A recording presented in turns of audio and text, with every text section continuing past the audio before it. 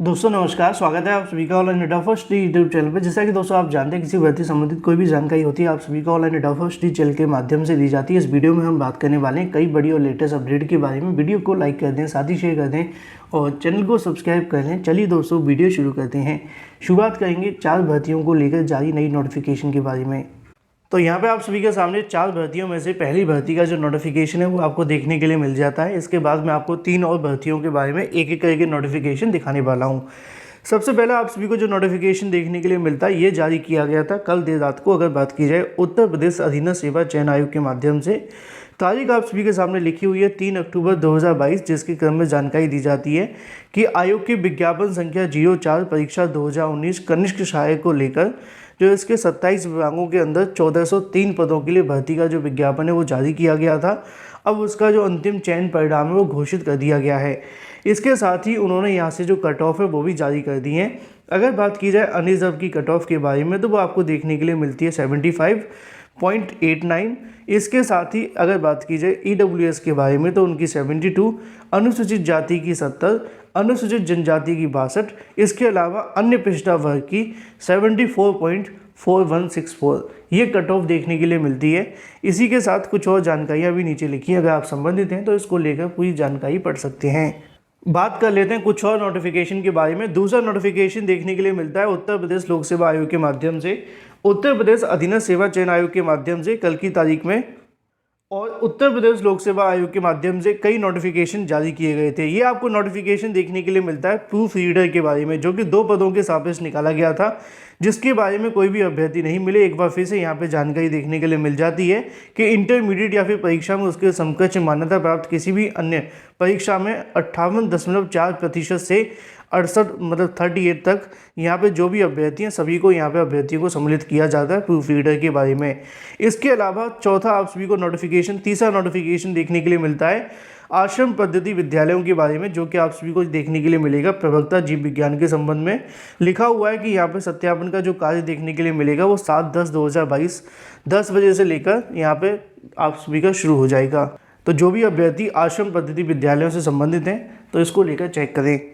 बात कर लेते हैं चौथे नोटिफिकेशन के बारे में, जो कि देखने के लिए मिलता है उत्तर प्रदेश लोक सेवा आयोग के माध्यम से। और ये नोटिफिकेशन जारी किया जाता है सहायक अभियोजन अधिकारी मुख्य परीक्षा 2022 के संबंध में।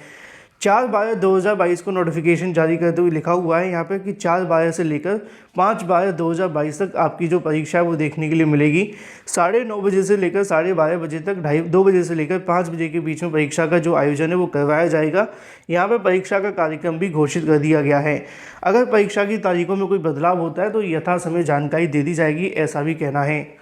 इसी को लेकर आज के समाचार पत्रों में भी आप सभी को जानकारी देखने के लिए मिल जाती है कि APO की मुख्य परीक्षा को लेकर 4 व 5 दिसंबर को करवाई जाएगी, जिसकी पूरा का पूरा कार्यक्रम मैंने अभी आपको दिखाया है। ये 69 पदों के लिए भर्ती देखने के लिए मिलती है। शामिल देखने के लिए मिलेंगे लगभग 1079 अभ्यर्थी। तो ज़्यादा जानकारी के लिए ऑफिशियल वेबसाइट चेक करें। बात कर लेते हैं TGT PGT को लेकर। TGT PGT परीक्षा के बारे में अगर बात की जाए, परीक्षा के पैटर्न को लेकर हम इस वीडियो में बात करने वाले हैं, क्योंकि इसको लेकर बहुत सारी चर्चाएं देखने के लिए मिलती हैं कि TGT PGT 2022 की अगर बात की जाए परीक्षा पैटर्न के अंदर क्या बदलाव देखने के लिए मिला है और भविष्य के अंदर आपको कैसी परीक्षा के अंदर जो चीज़ें वो देखने के लिए मिलेंगी और किस प्रकार के क्वेश्चन से आपका जो सामना है वो होगा। क्योंकि TGT PGT भर्ती की अगर 2021 की परीक्षा को उठा करके देखा जाए और फिर 2016 की परीक्षा को उठा करके देखा जाए तो ज़मीन आसमान का अंतर देखने के लिए मिला। 5 सालों के बाद भर्ती में कोई बदलाव देखने के लिए मिले। पहले जो क्वेश्चंस का लेवल आप सभी को देखने के लिए मिला करता था उसमें भी काफ़ी बदलाव देखने के लिए मिला। जैसे कि मैं आपको एक एक क्रम वाइज बताना चाहूँ, 2021 के पेपर के अंदर हमने क्या क्या बदलाव देखे और वही आपको 2022 में या फिर इससे थोड़े से ऊपर भी आपको देखने के लिए मिल सकते हैं। आमतौर पे जो क्वेश्चन की लैंग्वेज है उसको चयन बोर्ड के माध्यम से टफ बनाया गया, जिससे कि TGT PGT परीक्षा के अंदर सम्मिलित होने वाले अभ्यर्थियों को एक आसानी से लैंग्वेज पढ़कर क्वेश्चन को समझ में ना आए। क्योंकि कई बार बहुत सारे क्वेश्चन आपने पढ़े होते हैं लेकिन उसी क्वेश्चन की लैंग्वेज को इतना टफ बना दिया जाता है कि आपको पहली बार में पढ़ने में महसूस होता है कि ये क्वेश्चन कौन सा है। फिर जब आप 2 से 3 बार पढ़ते हैं, भाषा को समझते हैं, तब पता चलता है कि ये क्वेश्चन तो मुझे याद है और फिर उसका आप आंसर देते हैं। ये क्यों किया जाता है, इसके पीछे की भी एक वजह है। इसको करने से ये होता है कि पेपर के अंदर समय लगता है और कंपटीशन के अंदर जितना समय लगेगा, जितने टफ क्वेश्चन आएंगे उतना ही कहीं ना कहीं यहाँ से आयोगों को एक अच्छे अभ्यर्थियों को चयनित करने में आसानी मिलेगी। तो पहला आप सभी को जो पैटर्न देखने के लिए मिलता है वो ये होता है कि ऐसे क्वेश्चन डाले जाते हैं जिनकी भाषाओं में काफ़ी बदलाव किया जाता है, जिसकी भाषा को आप 1 या 2 बार में पढ़ के क्वेश्चन को आसानी से ना समझ पाएँ, पहला। दूसरा बदलाव देखने के लिए मिलता है कि चयन बोर्ड के माध्यम से ज़्यादातर प्रीवियस ईयर क्वेश्चंस को कम यहाँ से रिपीट किया जाता है, क्योंकि ऐसी उम्मीदें 2021 में भी हमें देखने के लिए मिली थी कि यहाँ पे जो प्रीवियस ईयर पेपर है उनको उनके आधार पे आपकी परीक्षा देखने के लिए मिलेगी। लेकिन जब 5 साल बाद परीक्षा का करवाया गया तो प्रीवियस ईयर क्वेश्चंस यहाँ पे देखने के लिए बिल्कुल भी नहीं मिले थे। तो ऐसे अभ्यर्थी जो ज़्यादातर प्रीवियस ईयर को पढ़ रहे हैं उनको थोड़ी सावधान होने की भी आवश्यकता है कि प्रीवियस ईयर को आप समझ सकते हैं पैटर्न को, खासकर 2021 को आप पढ़ेंगे तो आपको हेल्प होगी। लेकिन उससे ज़्यादा पुराने क्वेश्चन पेपर को अगर आप पढ़ते हैं और सोचते हैं कि इसी प्रकार के क्वेश्चन आएंगे, थोड़ी सी आपको मुश्किलों का सामना करना पड़ेगा। ये मैं इसलिए भी आपको बता रहा हूँ क्योंकि अभी आपकी परीक्षा में थोड़ा समय है। बात कर ली जाए कुछ और क्वेश्चंस के बारे में, तो यहाँ पे जैसे कि मैथ और साइंस देखने के लिए मिलती है, फिजिक्स देखने के लिए मिलती है। इनमें क्या होता है, इनमें टाइम जो आपके ज़्यादा लगे इसके लिए यहाँ पे जो न्यूमेरिकल्स होते हैं वो ज़्यादा डाल दिए जाते हैं। और जब न्यूमेरिकल डाले जाएंगे तो उससे क्या होगा कि अभ्यर्थी को सॉल्व करने में समय लगेगा, कैलकुलेशन बेस्ड क्वेश्चन देखने के लिए मिलेंगे। तो ऐसे अभ्यर्थियों के लिए भी समस्याएं बना दी जाती हैं, जिससे कि आप किसी एक क्वेश्चन को पढ़ें, फिर उसके बाद में आप उसको सॉल्व करें, उसकी कैलकुलेशन करें और फिर उसके बाद में किसी अंतिम निर्णय तक पहुंचें। इसमें क्या होगा कि आपके क्वेश्चन को सॉल्व करने में समय ज़्यादा लगेगा, और जितना समय ज़्यादा लगेगा उतना आप सभी जानते हैं कि कंपटीशन बढ़ेगा। तो यही चीज़ें आपको समझने की आवश्यकता है। टीजीटी पीजीटी के जो पैटर्न के अंदर बदलाव आपको देखने के लिए मिलेंगे वो 2021 से लगभग सेम तो नहीं होगा, लेकिन उसके जैसे क्वेश्चन पूछे जाएंगे। कुछ और बदलाव चयन बोर्ड के माध्यम से किए जा सकते हैं, और वो बदलाव क्या हो सकते हैं, कई बार किसी टॉपिक को आप ऊपर से पढ़ लेते हैं, कुछ 4-5 चीज़ों को आप हाईलाइट कर लेते हैं पेन से, है ना, जैसे कि आपको लगा कि हाँ ये ठीक है और ये वाला ठीक है, ये बहुत बेहतर लगा, इसमें उनकी तारीखों को याद कर लिया और फिर आप सोचे कि चलो नेक्स्ट चैप्टर की तैयारी कर लेते हैं या फिर नेक्स्ट टॉपिक को रीड कर लेते हैं।